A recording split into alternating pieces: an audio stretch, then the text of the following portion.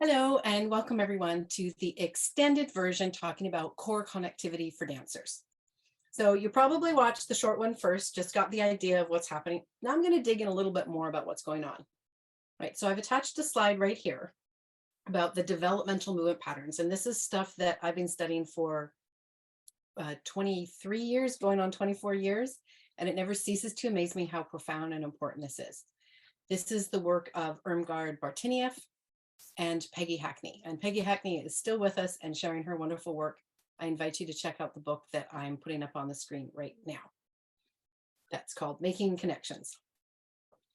The developmental movement patterns, they go up in a pyramid, right? Where you got your foundation and then it goes bit by bit by bit. The top pattern is the cross lateral, where both sides, top and bottom and across, are talking to each other. You're connected that way. To me, that's what core connection is all about. Now, just so you know, the reason I got into doing this, I was subbing this group. I sub them quite regularly, so it's not like they're strangers to me. But there was actually some girls that I hadn't seen for many years, which was really exciting to see them a little bit more grown up. We decided to have some fun that day based on what the request from the regular teacher had been. And it was a day where normally they would do PBT, the progressing ballet technique. And so she said, you can do whatever you like with them, but please work on having them not grip their hips. So of course, when I got that, I was like, okay, well, you can't tell somebody what not to do. She's already probably been doing that for a while. You really got to figure out, why are they doing it? And why does the body think it needs to do that? And therefore you can go about sussing out the reasons and then replacing it with a different alternative for the body. So I think oftentimes students, they grip the hips because they're trying to stabilize the pelvis. So instead of stabilizing the pelvis and, the hip socket, free femur rotating around, but a stable opening, which would be therefore the acetabulum on the pelvis. Instead, what they do, they don't know how to stabilize the pelvis itself. So they grip the muscles that surround the hip socket. So they're now actually holding in there, or they're gripping their glutes or something like that. So I thought, you know what? Regardless of the reasons why each student might be gripping here or gripping there, let's just sort out the idea that the pelvis is stabilized from many places, but let's look at today stabilizing it from above and its connections to the shoulders through core connectivity, in particular what I'd call the cross-lateral pattern. So that's why I did all the top, bottom, and all those versions, was to help give them an opportunity to feel that the communication of this shoulder and this hip is actually what stabilizes it. Let's say I'm doing something that could maybe twist my hips. I'm not twisting my hips because the conversation between this hip to this shoulder is strong enough, that tether coming across, that elastic. It's not holding in a gripped way, still breathing, but it's connected, and I know how to do that. So that's number one. That's why I did it. How can we stabilize the pelvis so as to not grip the legs inside the hips? Okay, now, number two, the other reason why I chose to do this is, again, we often work front surface and back surface, but we don't often get the idea of them working together. So the partner stuff that you saw, where they are doing a front and a back, and they did it in a line, they loved doing that. That can really help that. Now, an elevated portion that would be the next pieces that you can do would be with a partner.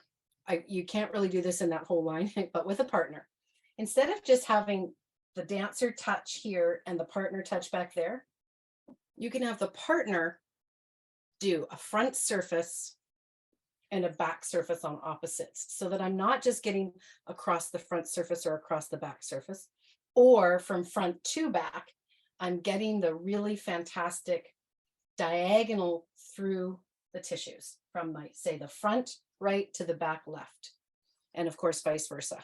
So you can kind of do that yourself as well. It's a little bit awkward, depends about your flexibility and your wrists and all that. And then of course the same thing would be true for the hips, which you can do a bit more yourself. So instead of just having a front surface or a back surface, or a front surface with a back surface because a partner's touching you, let's do opposites. So if I keep my back surface here, I would do my front surface there. And now I'm working on that diagonal through. And it's the communication through the diagonals that really get me going. Now you probably can guess what's going to happen next. Not just diagonals through the top or diagonals through the bottom, but diagonals through the top to the bottom. So if I put my hand on the front shoulder, I put it on the back hip. Front shoulder and back hip, front shoulder and back hip. Or back shoulder, front hip. Back shoulder, front of hip. Back shoulder, front of hip. Okay, I'm sure that's all making sense.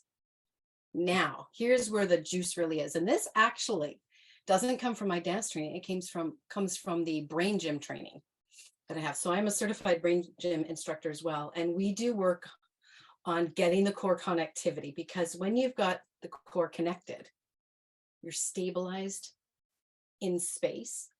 And that means you're kind of stabilized emotionally too. If I'm feeling unstable in my body, it's going to translate to unstable emotionally, and then the brain's not in a thinking place. So if I can do things to wake this up, I'm in a better state of learning, not just a better body state. So this is really time well spent. Should you be still watching, yay, this is time well spent. So what we do in the brain gym stuff is we start doing a little bit of pressure.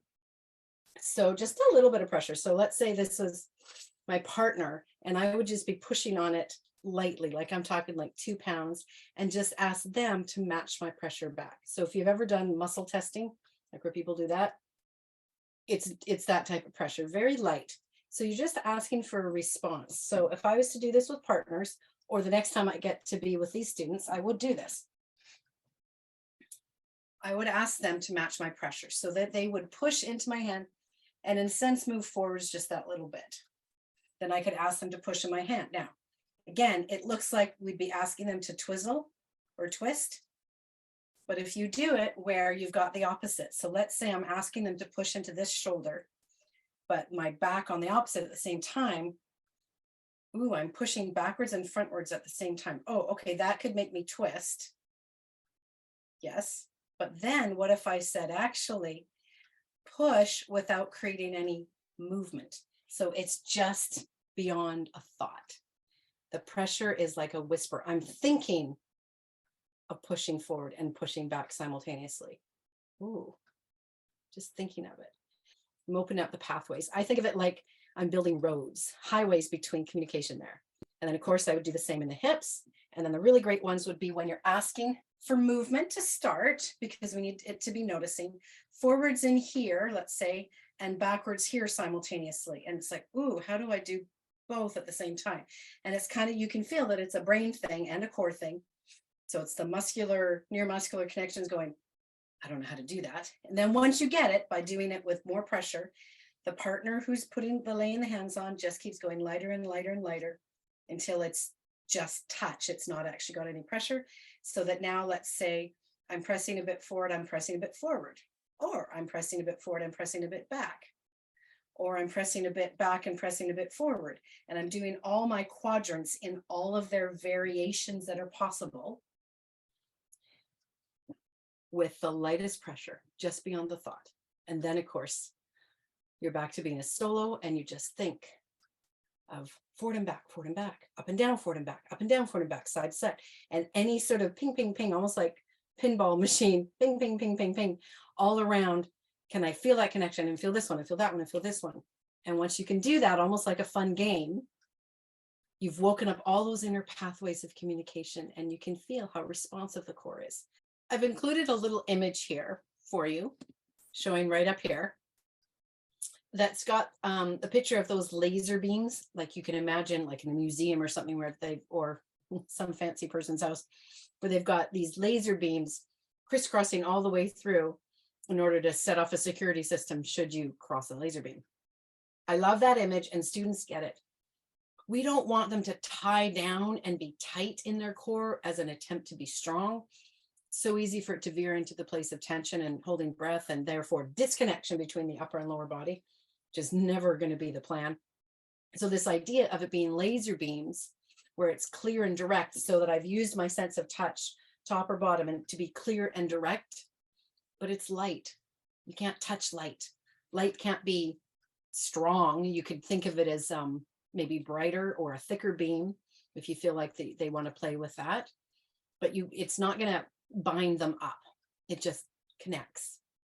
And I love using the word connection, but I got to say, students don't always know what I mean by that. So it takes experiences like this and images like that with the laser beams there, to be able to get them to understand that it's about the communication more than muscular strength. Then I use those ideas of the connection when I'm doing core work, like actually doing sit-ups, where I feel what's happening of that, like where the light would be going one to the other. And then when I'm coming out of that shape, can I keep that connection? So it's not an on off of the muscles. It's a on to shorten and an on while lengthening. That will really heighten any of the core work that you're doing. So I highly recommend you do that as well. You're also helping their brains to get into the thinking place. So I would actually do something like this backstage as a fun game to wake up and stabilize, calm the nerves, and get the core going in a connected way instead of a held way, so that I'm going to be breathing well. Proper breathing. I can't be out there dancing my best if I'm holding my breath. Anytime you're holding your breath or breathing shallowly, it actually raises the stress hormones in your body. So backstage, do something to get grounded and connected. Once your students know this, they can become more connected. Now, there is more to come all on this backstage stuff on how to become connected. I'm working right now on a course for that. And as soon as that's available, believe me, you'll know about it. But rather than finding me on YouTube, the best way to know about it is to make sure that you go ahead and subscribe, because I'll put something up there. And also to follow the links in the video here below in the description to make sure that you join the email list. And then you will know. So if you're somebody who cares about de-stressing those students before they go on stage or before they go into an exam, or even your recital, which often feels less pressure for more of those experienced dancers, but is still, it's kind of important. It's, you know, your best advertising ever is a recital that goes well. Then you're going to want to check out the upcoming course. All right, so stay tuned for details. Again, thanks so much for hitting the subscribe button, making your life easier so that you are notified anytime I publish some new content, which is about once a week. Please, please, please try it with your students. They love doing the self-touch. They love doing the partner touch, and then getting that deep and thinking about what's going on inside their body. They love that too. So you can even use it when they're bouncing off the walls and the focus isn't so great. Like, do something that internal, and expect them to be able to get into it. I would tell them what it's for, of course, and then they can get highly motivated. If you haven't yet already checked out the how to help students with ballon, where they are using the bouncing ball, I suggest you do that. I'm linking that at the end of this video, as well as the extended version. And I just want to plant the seed that anytime you can use touch, props, or be in partners or groups, it heightens the learning of your students. So in the description below, there is also a link to a free Intro to Imagery course that has a focus on turnout and posture. I invite you to check that out, get to know about the use of imagery, at least from my perspective. Lots of resources for you. I do seasonal imagery and holiday-based imagery, so upcoming is a winter imagery and a Christmas imagery course.